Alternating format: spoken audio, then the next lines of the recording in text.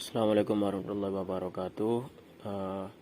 Di sini saya akan menjelaskan tentang tugas praktikum di modul kedua praktikum fisika tentang gerak parabola. Nah, di sini saya langsung saja ya. Jika kalian sudah membuat videonya, nah caranya itu kalian bisa ngedrag langsung videonya ke sini, ke aplikasi trackernya. Bukan,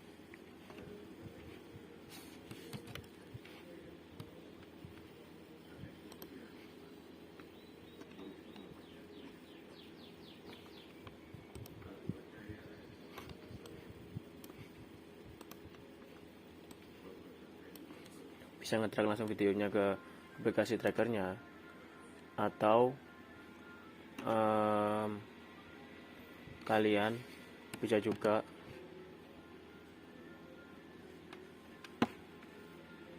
pilih file, terus open file, nah terus pilih videonya dimana file tracker ini yang kalian simpan. Nah, kalian dipilih, karena lebih gampang saya drag saja.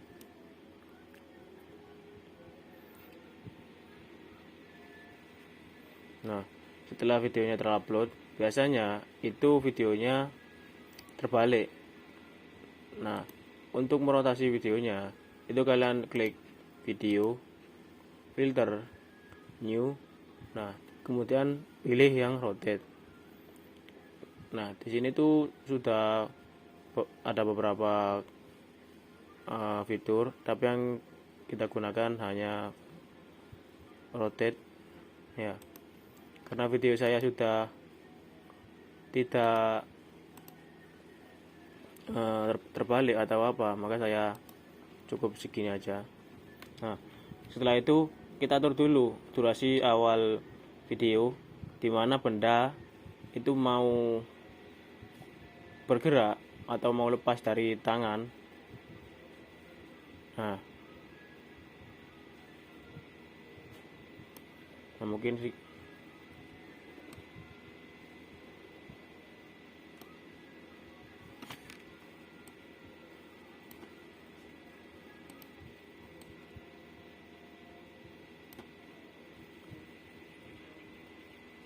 mungkin segini cukup ya. Nah, kemudian atur akhir video.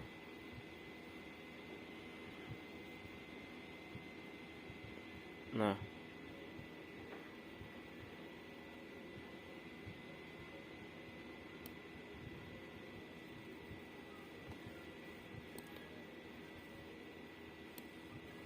usahakan objek itu berada di bawah garis ini.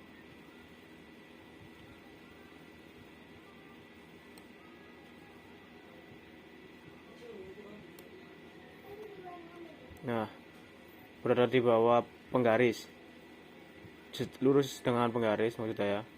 Nah, kemudian kita kembalikan lagi ke awal video, kita coba.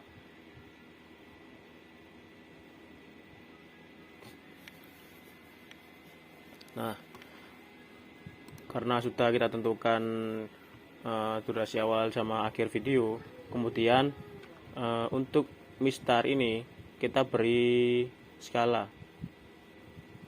Nah, tujuan pembuatan skala ini itu agar di video ada skala atau ukuran yang menjadi patokan nanti kita mengambil datanya, data X dan Y-nya. Caranya klik ini, bisa klik ini kemudian new, kemudian pilih calibration tape, atau enggak sampean pilih track, pilih new, kemudian calibration tool, terus pilih calibration tape. Nah, untuk teman-teman yang menggunakan tracker versi 6.1 itu biasanya calibration tape enggak ada, jadi bisa pakai calibration stick. Di sini saya pakai calibration tape. Kemudian kalian itu bisa zoom in atau zoom out videonya menggunakan scroll up atau scroll down di mouse. Nah, di sini kita perbesar agar bisa melihat ujung penggarisnya. Atau kalau enggak, kalian bisa menekan tombol seperti stetoskop ini atau kaca pembesar. Kaca pembesar, sorry. Nah, di sini. Nah, ya. Kemudian kalian tekan shift, kemudian kalian tentukan ujung atasnya, diklik untuk ujung atas, kemudian lepas shiftnya, kemudian arahkan ke bawah, tekan shift lagi, kemudian klik ujung bawahnya. Nah, kemudian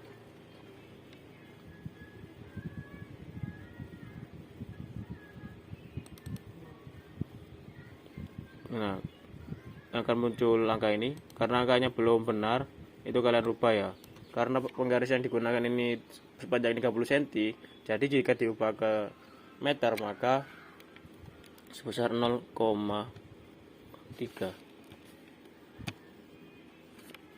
atau nanti ini keluar sendiri 0,300, kan sama saja.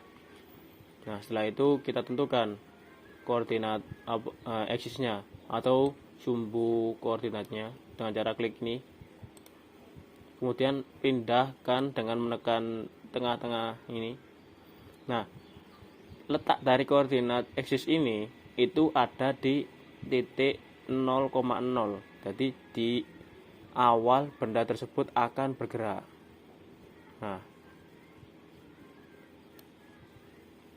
jadi di sini ya, kan awal benda bergerak itu mulainya di sini. Nah, setelah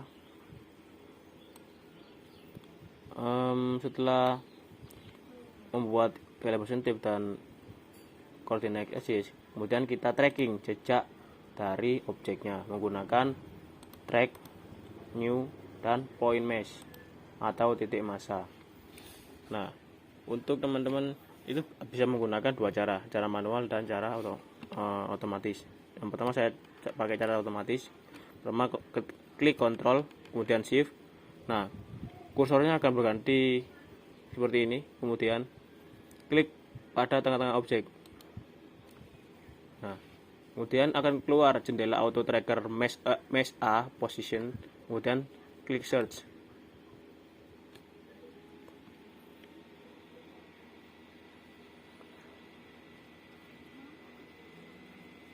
Nah, kemudian setelah selesai kalian close saja. Nah, kemudian sudah dapat nilainya. Nah, untuk yang biasanya videonya itu atau objeknya itu tidak terdeteksi, kemungkinan karena benda yang dideteksi itu tidak kelihatan atau samar. Nah, dan terlalu cepat bergerak. Jadi kita pakai yang manual. Caranya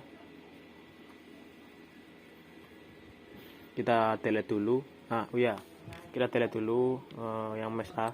Nah, untuk cara delete sebuah objek atau fitur di sini itu caranya bisa kalian klik track, kemudian arahkan apa yang mau dihapus. Kalau mau menghapus calibration tape, kalian bisa kayak gini. Pilih calibration tape-nya, kemudian delete. Atau kan kita mau menghapus yang mesh A, kita klik yang mesh A, kemudian klik delete. Nah, kemudian jika video saya ini kecepatan atau terlalu lambat, kalian bisa atur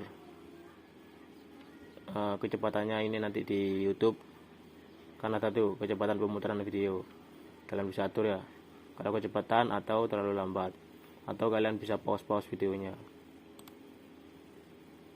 Nah, kembali lagi kita tracking, klik track, new, kemudian point mesh atau titik massa. Untuk yang manual itu kita klik shift saja. Nah, kemudian akan berganti kotak. Tadi kan kalau yang otomatis kan lingkaran tuh. Nah, kemudian kita klik pada tengah-tengah objeknya berulang kali hingga akhir durasi video. Nah, perbedaan dari otomatis dan manual ini, kita bisa menentukan sendiri titik mana yang akan kita tracking.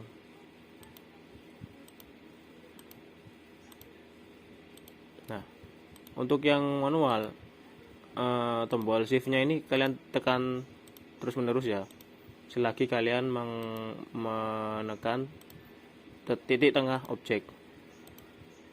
Nah, di sini saya sudah mendapatkan 32 titik. Setelah kita dapatkan, untuk mengantisipasi nilai E atau eksponensial saat perhitungan di Excel, itu caranya kalian blok semua datanya, kemudian klik kanan, pilih number, kemudian format. Nah, di sini akan keluar jendela number format. Kalian pilih yang ini, di sini di decimal separator kalian pilih yang koma. Kemudian klik OK. Nah, sudah. Kemudian kalian copy lagi datanya semua. Bisa Ctrl A, kemudian Ctrl C. Kemudian kita buka aplikasi Excel-nya.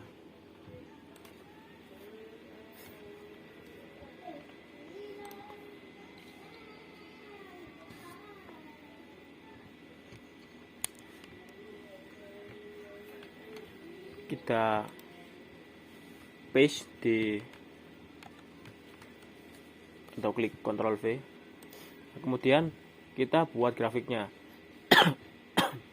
Di sini kita akan membuat dua grafik, grafik pada sumbu Y dan grafik pada sumbu X. Nah, kenapa buat dua? Karena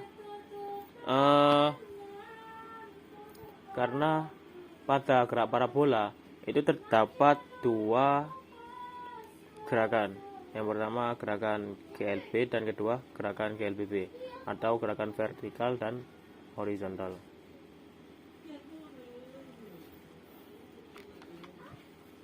Mungkin langsung saja ya biar gak lama. Datanya itu jangan diblok ya. Kemudian pilih di sel manapun, kemudian insert, kemudian klik chart. Nah, klik chart ini kalian bisa menekan menggunakan yang scatter biasa atau scatter with smooth line and marker. Sebenarnya ini sama saja kalau menurut saya, cuma beda bentuknya aja. Kalau ini cuma titik-titik saja, yang ini pakai garis dan marker.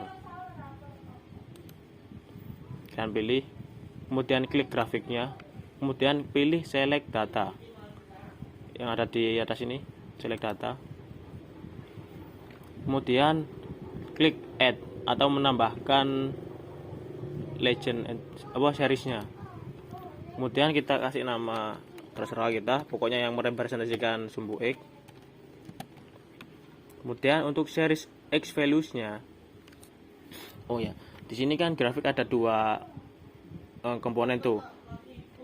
Grafik ada komponen X dan komponen Y. Nah, untuk nilai X sumbu X itu kita ambil yang T.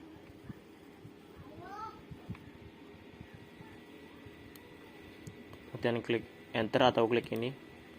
Untuk nilai Y pada sumbu X ini kita pakai yang X.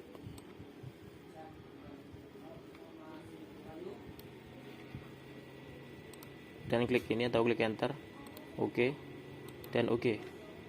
Nah, sudah dapat sumbu X nya. Kemudian kita buat lagi yang grafik sumbu Y. Klik insert, kemudian chart, kemudian scatter with line and marker. Kemudian kita klik grafiknya, kemudian pilih select data, kemudian tambahkan komponennya.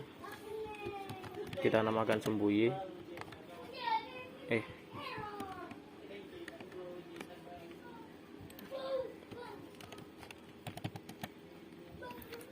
kemudian pilih. Nah, untuk komponen X pada sumbu Y itu sama T. Nah, di sini yang beda itu komponen Y pada sumbu Y. Nah, kita itu memakai sumbu Y-nya.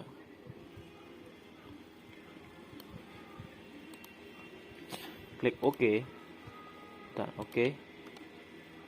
Ayo, sudah selesai. Nah, di sini saya kasih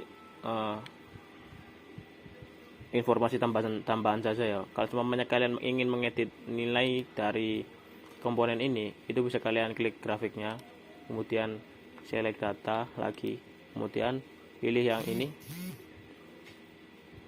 dan edit. Nah, kalian bisa mengedit atau mengganti di situ ya. Nah, kemudian setelah dapat grafik sumbu X dan sumbu Y, itu jangan lupa tambahkan trend line dengan cara mengklik ini ya, grafiknya. Kemudian klik kanan, klik add trend line. Nah, keluar untuk jendela format trend line-nya. Nah, pada sumbu X itu dipilih yang linear karena data dari sumbu X itu bergerak lurus sesuai dengan waktu. Kenapa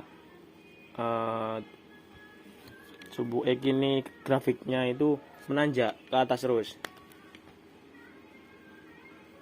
sedangkan menanjak ke atas. Nah, di sini karena kan nilai X-nya itu kan waktu ya, T. Nah, sedangkan nilai Y-nya itu kan X. Nah, yang di sini nih, ini nggak tahu kursor saya keluar atau enggak ya. Pokoknya yang sebelah kiri ini, sebelah kiri grafiknya ini, itu sumbu X, dan bawahnya grafik ini itu sumbu Y. Nilai T atau waktunya. Karena gerak parabola itu kan semakin lama semakin menjauh dari titik 0 ya. Nah, jadi nilai X-nya itu semakin bertambah seiring bertambahnya waktu. Jadi seiring bertambahnya waktu, nilai X itu bertambah. Jadi sama-sama menanjak ke atas kanan ini. Nanti gitu ya, pilih linear, kemudian munculkan persamaan sama nilai R-nya. Kita geser sedikit. Nah, kemudian kalau sudah, kita tutup. Kemudian lakukan hal yang sama pada grafik sumbu Y. Nah, di sini bedanya itu kalau yang grafik sumbu Y itu kita pakai yang polinomial order kedua. Kenapa? Karena seperti yang minggu kemarin, nilai Y ini kan ketinggiannya. Jadi ketinggiannya itu kan bisa naik turun kan. Nah, oleh karena itu grafiknya itu awal-awal itu naik kemudian turun.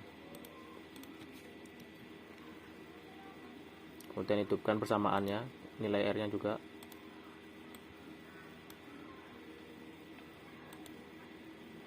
Nah, setelah kita dapatkan data-data dari Y-nya, kemudian R kuadrat, kemudian kita ambil rumusnya. Rumusnya itu di sini ya.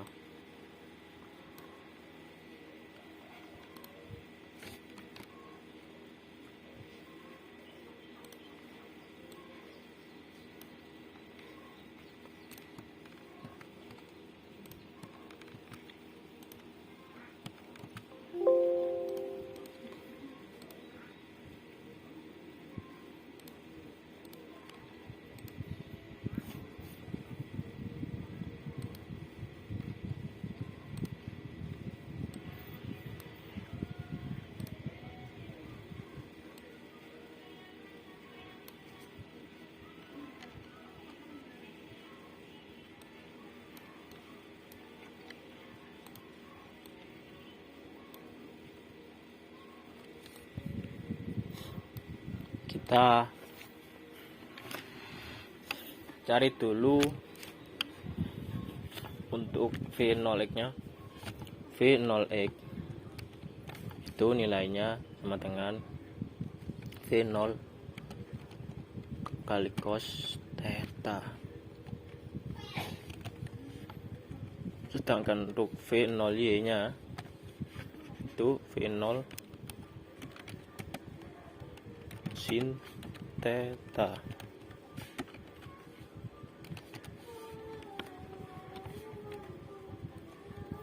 Nah, untuk nilai cosnya ini itu ambil yang dari sini nih, yang 1,6979.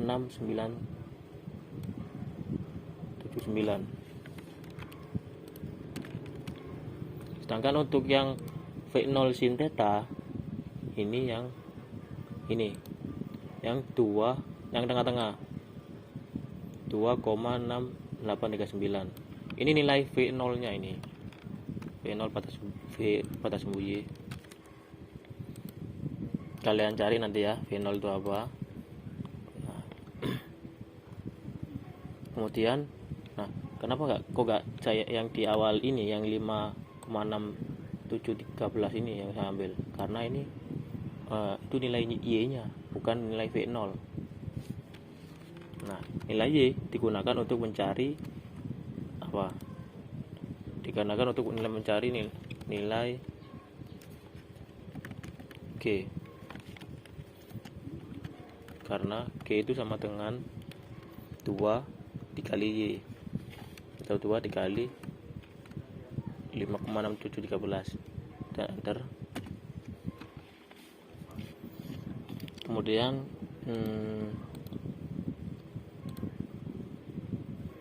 nilai tetanya ya, tan theta.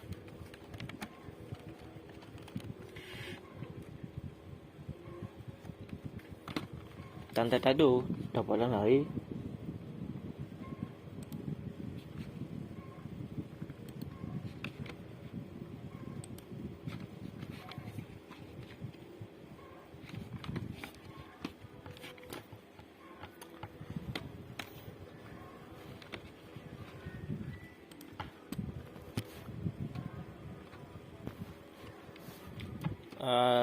didapatkan dari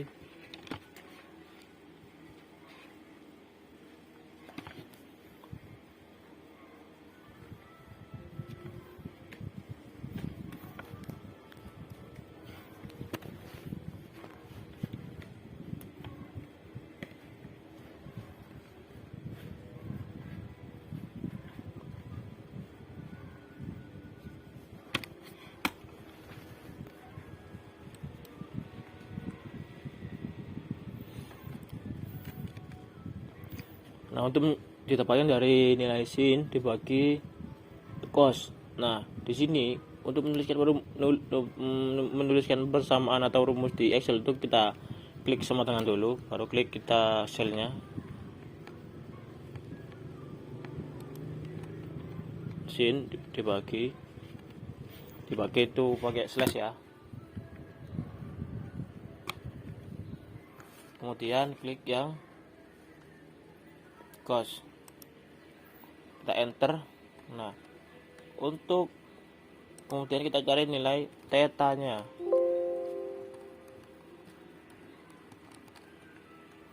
Nah, untuk nilai theta ini kita pakai sama dengan A tan. Ini rumus untuk mencari nilai tetanya. Kemudian klik yang tan tetanya ini. Dan klik tutup burung dan enter. Nah, setelah kita dapatkan nilai tan theta dan tetanya, kita cari V0 x nya. Caranya itu, kalau V0 x nilai sin tetanya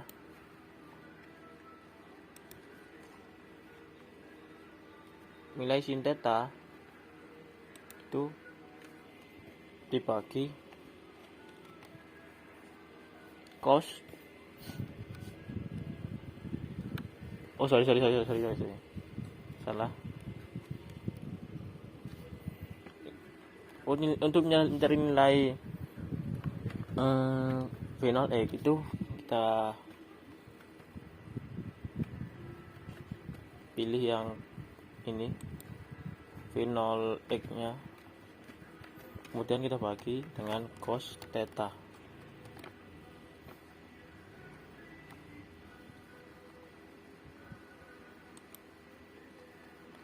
Tutup kurung. Oh ya,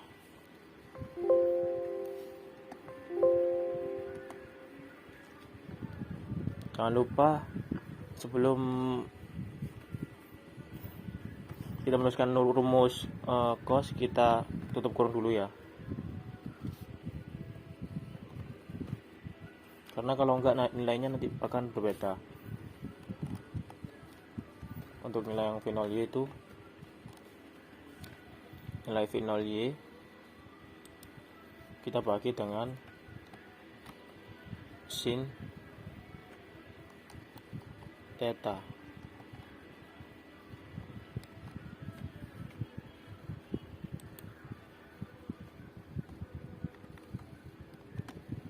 Nah, jika nilai jika rumus yang kita tulis itu benar, maka nilainya akan sama.